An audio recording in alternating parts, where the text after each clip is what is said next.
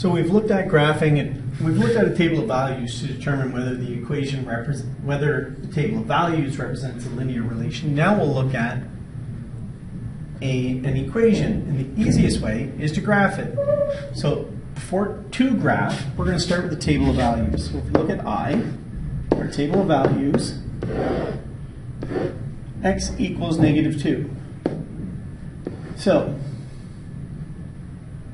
doesn't matter what y is, x always equals -2. So we get a simple graph, and that graph, doesn't matter what we put in for y, x will be -2. So what we end up with is a straight line. I'm going to put it right over top, just like that. And I go to -2, and this is x, there's y, x. Right here, x equals -2. And I draw a straight line like that. I went a little too far. My arrows on the ends, straight line, therefore linear. So, that was easy. So we'll try the next one. Try number 2, or II, depending on how you want to look at it, y equals x plus 25. I always pick some basic points. I always go -3, -2, -1, 0, 1, 2, 3. Safest table of values. So at -3, so what we're doing is y is -3 plus 25. So that is going to be 22. -2 plus 25. That equals 23. Then we go 24, 25, 26, 27, 28, and so on. Now we'll try graphing that. I'll bring this graph over, slide it over top. I'll do it in a different color. It's kind of messy, I guess. I'll bring it down here. I'll move these graphs down a bit. I'll get that down out of the way. And that one down out of the way. So, what we're going to do is we're going to graph this. We've got -3 and 22. So when x is -3, and -1, 2, 3, y is 22. 10, 20, 30, 40, 50. -3, 22.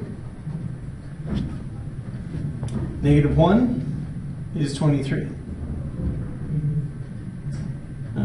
Is that going to work? 50, 40, 30. I messed up somewhere. Because we're going to be at 10, 20, 30, 40, 50. Always double check your graph. So we're going to be at, the easiest one to put on first is always this, 0, 25. We go to 0, 10, 20, 25. Then we go down like that. And then a little higher. We end up at 328. So if you want, you can always put the coordinates on there to give you a better idea as to where you're at. And this point is -3 and 22. Yeah.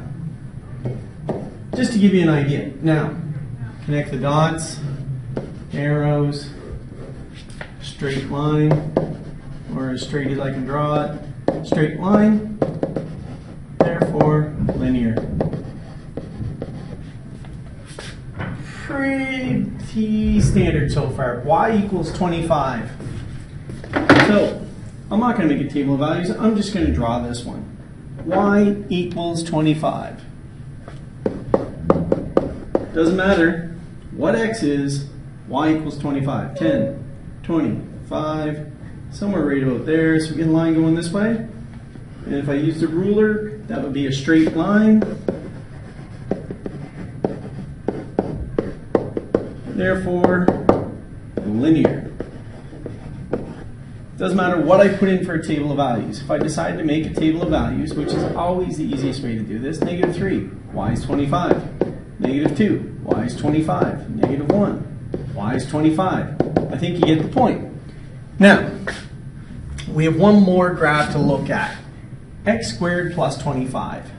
So, y equals x squared plus 25. Let's pick our numbers. We've got x, we got y.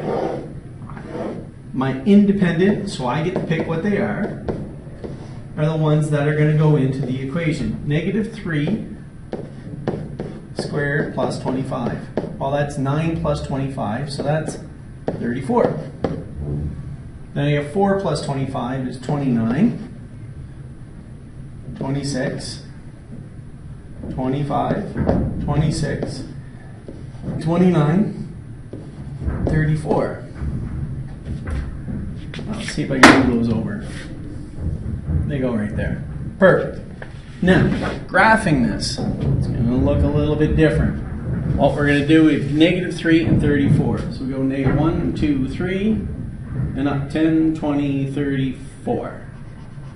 Then we have negative 2 and 29. Negative 2, 29. Negative 1 and 26. There you go there. Actually, I'm going to slide those points up just a hair.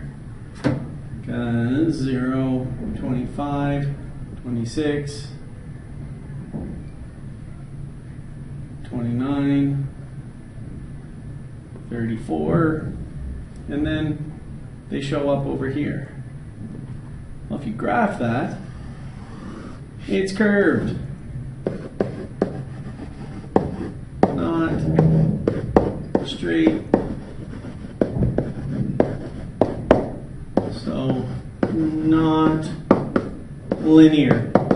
That's how straightforward and easy as it is. If you're going to graph it, if it makes a straight line, it'll make a linear relation.